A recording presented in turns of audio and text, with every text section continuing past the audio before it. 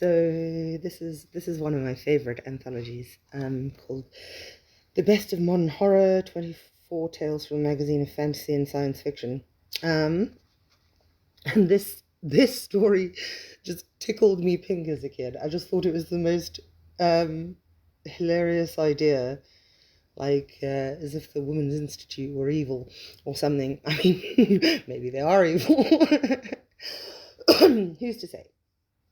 Anyway, this book also comes with little introductions at the beginning of stories, so I will read those too. And this one is called Gladys's Gregory by John Anthony West.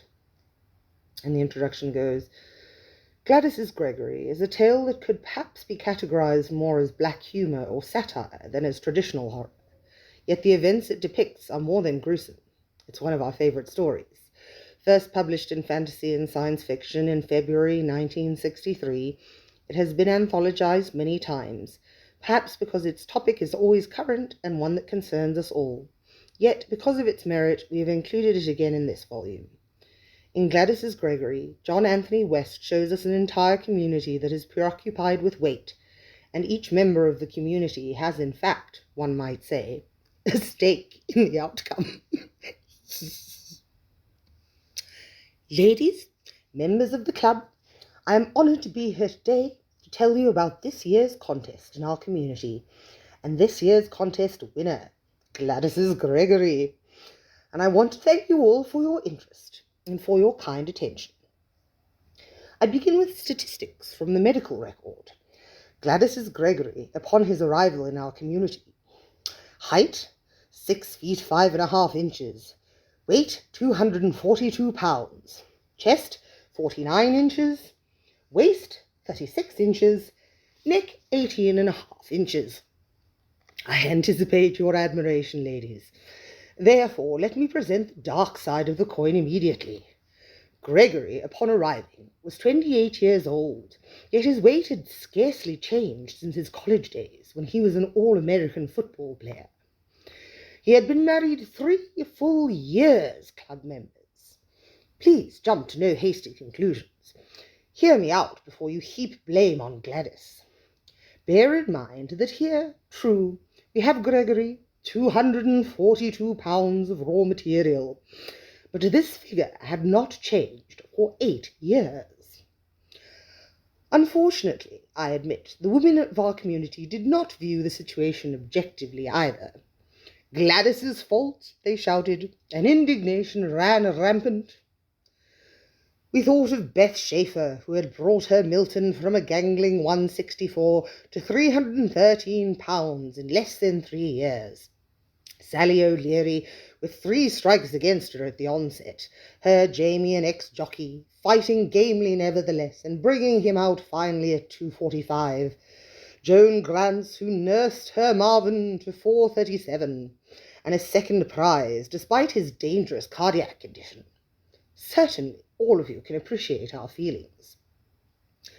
Now, Gladys's Gregory was a football coach, and one day, driving past the stadium, the first clue to a nasty situation revealed itself. Gladys's Gregory was participating in the actual physical exercise. I saw him hurl himself repeatedly at a stuffed dummy, saw him lead 5 minutes of strenuous calisthenics, then, undaunted, lead his team in a race around the track. The bitterest among Gladys's enemies would be forced to admit that perhaps it wasn't her fault entirely. To this day, I see the flesh-building calories dripping from his pores in perspiration. The next morning, I paid a call on Gladys. She was a very sweet young thing, far from the malicious vixen rumour had painted her.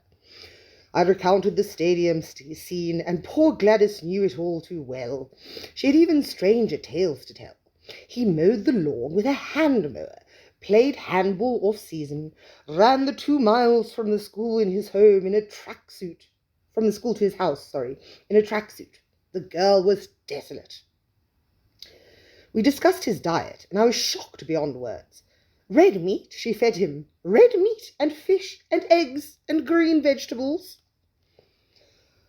Eclairs, I shouted at her. Potatoes, chocolate layer cake, beer, butter. But no, Gregory hated those things, wouldn't touch them. He doesn't love you, I said. But he does, Gladys moaned, her voice cracking. In his own way he does. I suggested the strategy that was so often effective when contests had not yet gained their present popularity and opposition was stronger. As we all know, we have more sexual stamina than our mates. A wife, subtly camouflaging her motives under the attractive cover of passion, can reduce a husband to a state of sexual fatigue in a matter of weeks. And a sexually sated husband is ripe for intelligent handling. Evening after evening, he sits quietly, eating. He marshals his energies for the night ahead, and gradually he puts on weight. At a certain point, his obesity interferes with his virility, and at this point the intelligent wife begins to demand less. The husband, by this time swathed in comfortable flesh, is only too happy to be let alone. Now the wife decreases her demands to nothing, and the husband, carrying no burden of calorie-consuming anxiety, prepares for the contest. With Gladys's Gregory, this method proved futile. After a month's trial, Gladys was but a shadow of her former self, while Gregory was seen everywhere with his squad, mowing the lawn, his unsightly muscles bulging, a smug grin on his face. At a special community meeting, an ingenious plan was devised. We would make Gladys and Gregory the most socially prominent couple in the community. They soon found their social calendar booked solid. Dinners, breakfasts, buffets, picnics.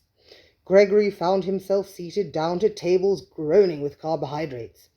He was under constant surveillance. No sooner had he wiped the whipped cream from his lips before a plate, mountain high in ice cream, bristling with macaroons, was thrust before him. His mug of beer never reached the halfway mark before some vigilant wife refilled it for him. At this time, ladies, I must point out that Gregory was in no way a conscious rebel, nor was he malicious or subversive. We must set aside his foolish notions of physical culture and regard him as he was, a charming man and an ideal husband, affable, reticent, and quite unintelligent.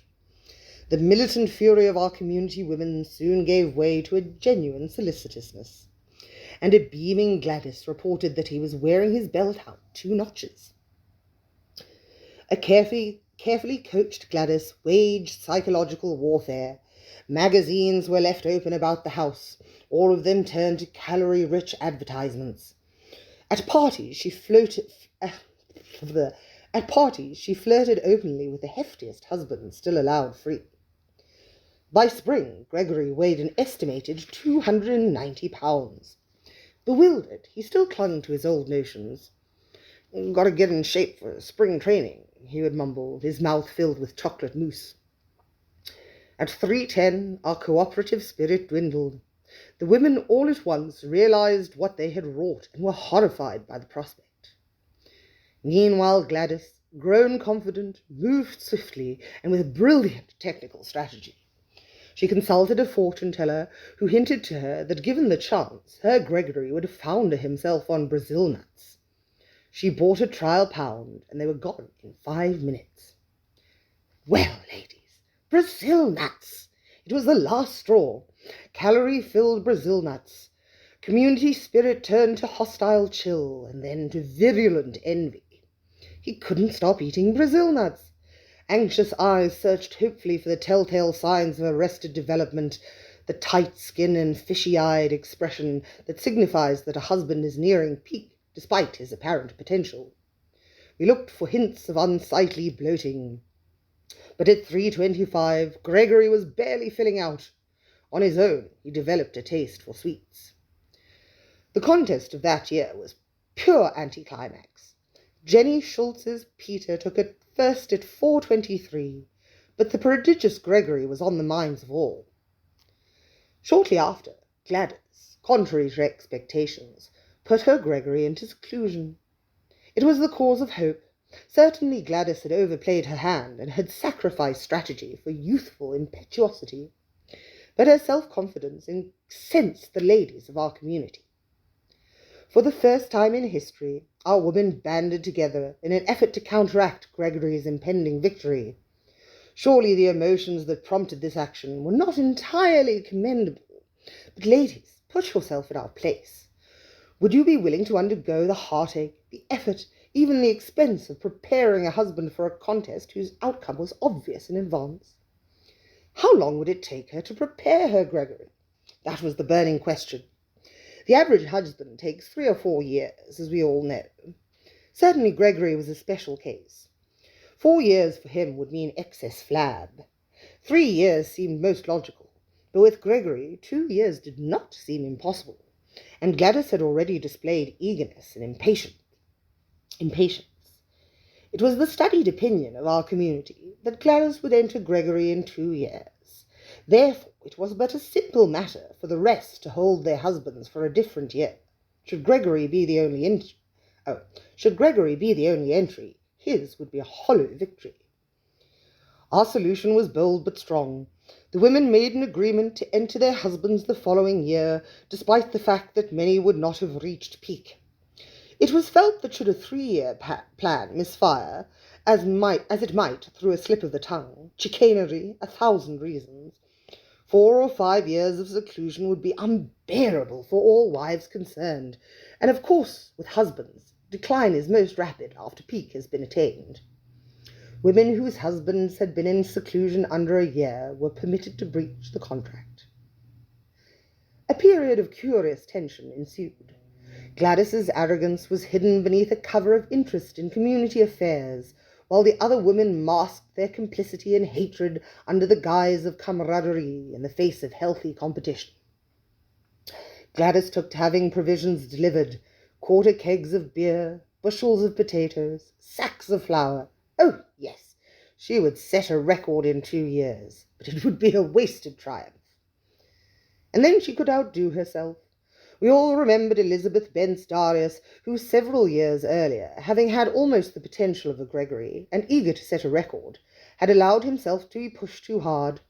He died 6 weeks before the contest, a sensational but disqualified 621 pounds. With the contest a month away, Gregory was forgotten. True, this year's contest lacked the element of surprise.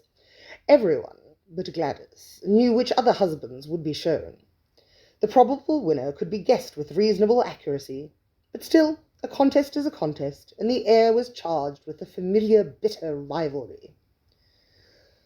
Contest day dawned hot and bright. An excited crowd gathered at the stadium. This year, of course, there was little of that intense speculation, who was entered by surprise, who was staying another year in seclusion. But 5 minutes before the procession, one question rippled through the audience. Has anyone seen Gladys? An expectant audience became a feverish one. Necks craned, sharp eyes searched the crowd. She was not to be seen. A murmur of anger swept the stands. Could she have prepared her Gregory in a single year? No, could not be done. The band struck up, and slowly the gaily painted, bunting-draped trucks passed before the stand. 26 in all. How many women had entered this agreement to show their husbands? 25, 26? No one remembered. The trucks circled the field.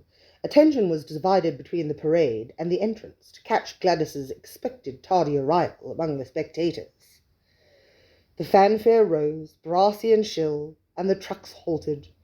The wives debouched from the cabs and stood before their vehicles. We all know the tension of this moment, as the audience takes in the line of wives at a glance, sees 24 or more women dressed in their best, tries at the same time to remember those who might have been there, and are not. That tense moment when years of planning, hoping, working, scheming unfold too quickly. But in this split second, all eyes focused on one person, and one person alone. Gladys. She stood before her truck, stunning in white organdy, fresh as a daisy, showing nothing of what must have been a tense and lonely ordeal. Not a single wrinkle was visible, not a strand of hair astray. I could feel hatred gathering in a storm. The other wives in the contest glared helplessly at Gladys. The trumpet sounded, and the wives released the covers of their trucks. It was the breathless instant when husbands stood revealed, but this time every eye focused on truck 17, Gladys's Gregory. There was no applause, none of the usual wild cheering, nothing but an awed silence. In that single moment, every wife present knew that her own small hopes were forever extinguished.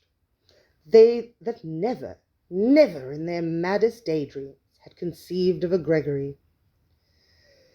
He stood as though rooted to the back of the truck, monolithic. His face missed that bloated look usually found on the truly elephantine husbands. His brow was furrowed in thick folds of flesh. His cheeks, neither flabby nor swollen, hung on in rich jowls like stakes. His neck was a squat cone, leading unbroken into shoulders so gigantic that instead of casting into the inevitable paunch, he seemed to drop sheer. He was perfect. A pillar, a block, a mountain, solid and immobile. He turned slowly, proudly. Front face, profile, rear view, front face. His weight was incalculable. He was bigger, heavier, more immense, more beautiful than anything we had ever witnessed.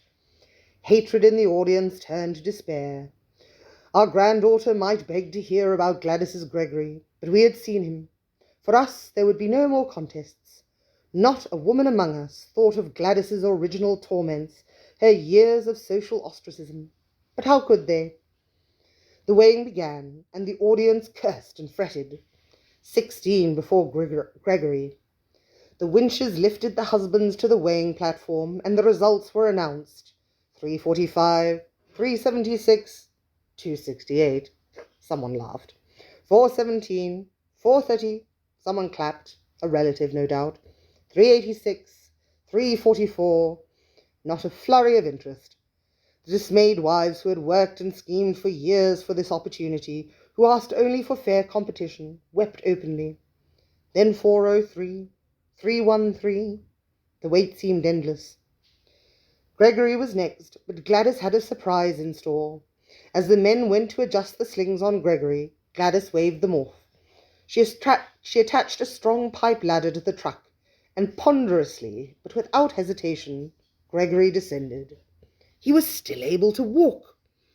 Shoulders thrown back to balance his magnificent bulk, he swayed and lurched towards the stairs that led to the platform. He tested the frail banister, and it sundered. Using a section of the rail as a cane, he veered up the stairs, while a breathless crowd waited for the sound of breaking planks. The stairs groaned but held, and Gregory made his own way to the scale.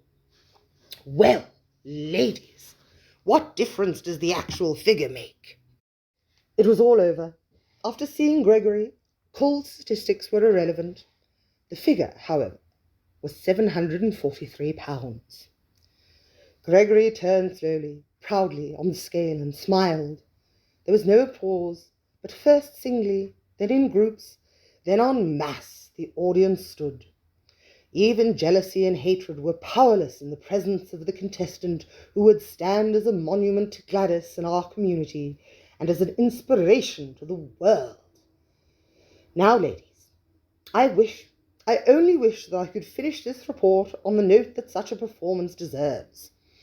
Unfortunately, one incident marred the perfection of Gladys's Gregory's victory. Our club, like all others, has always adhered to the tacit but traditional practice. The contest winner is permitted to choose the manner in which he would like to be served. Gladys's Gregory, however, out of sheer spite, the argument still rages on this point, or hearkening back to some primitive instinct, demanded to be served raw. Having no precedent to act upon, and fearing to break so time-honoured a custom, we complied reluctantly with the request, creating acute physical discomfort for many, and an acute physical revulsion in all. A motion is now under discussion in our community which will, in the future, relieve the contest winner of this responsibility.